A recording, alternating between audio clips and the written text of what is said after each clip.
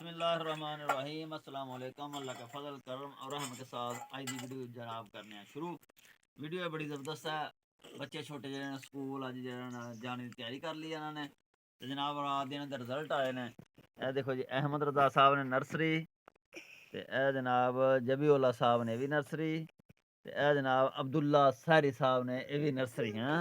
यह तिन्हों का रिजल्ट देखने क्यों फर्स्ट आया तो कौन आया सैकंड तो कौन आया थर्ड। भाई सब तो पहले कौन ने अब्दुल्ला अहमद साहब। हाँ जी अहमद सलारी साहब जनाब सब तो पहले आ गए तो ये जनाब इन्हों का रिजल्ट देखा जाएगा। जेड़ा रिजल्ट सही होएगा जनाब उन्होंने फिर पैसे भी दिते जाएंगे हैं। कोई बात नहीं कोई गल नहीं क्या जमा कराने ने। अब्दुल्ला सहरी साहब ने जनाब अहमद साहब 93 इन्हों दे नंबर ने ते इन्हों जनाब ले ने तकरीबन पास ने ये लगता है अच्छे नंबर चों आए ने 470 चो 440 नंबर आए ने। वेरी गुड 93% इन्होंने नंबर ले ने। अहमद रजा साहब ने लो जी अहमद रजा साहब ते 93% ने। अगे आ गए जनाब जबीउल्ला साहब जबीउल्ला साहब ने। हाँ जी जी इन्हों दे भी जनाब देखने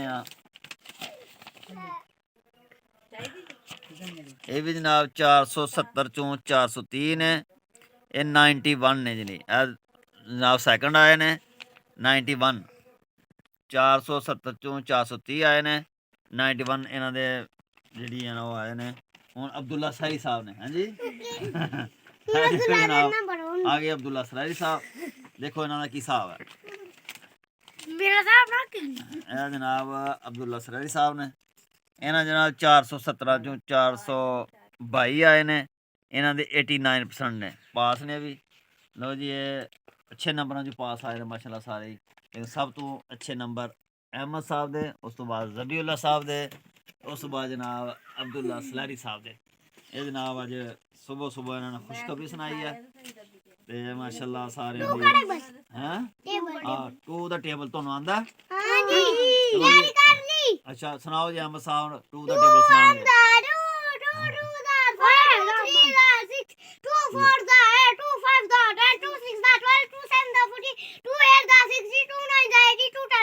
ओ वेरी गुड यार अहमद साहब ने सुनाता। लो जबीउल्ला साहब सुनान कौन उधर मुंह करके अदर मुंह करे जबीउल्ला साहब 2 1 2 2 2 da 1 3 da 2 4 da 2 5 da 10 2 6 da 12 2 7 da 14 2 8 da 16 2 9 da 18 2 10 da 20। Very good जी वेरी गुड। अब जबीउल्ला साहब ने सुनाता जी बेहतरीन। आ गए जी अब्दुल्ला सहरी साहब। चलो जी अब्दुल्ला सहरी साहब तुम सुनाओ। 2 1 da 2 2 2 da 4 2 3 da 6 2 4 da 8 2 5 da 10 2 6 da 12 2 7 da 40 2 8 da 60 2 9 da 20। Very good जी 2 8 da 60 2 10 da 2 9 da 80 2 10 da 20। हाँ जी कोई बात नहीं थोड़ी बहुत गलती हुई है अब्दुल्ला सहरी साहब को। जनाब अहमद सलाई साहब कहते हैं जनाब जरा ना थोड़ी गलती की है इन्हों सही करो तो जनाब अब्दुल्ला सलाई साहब कर दी है सही।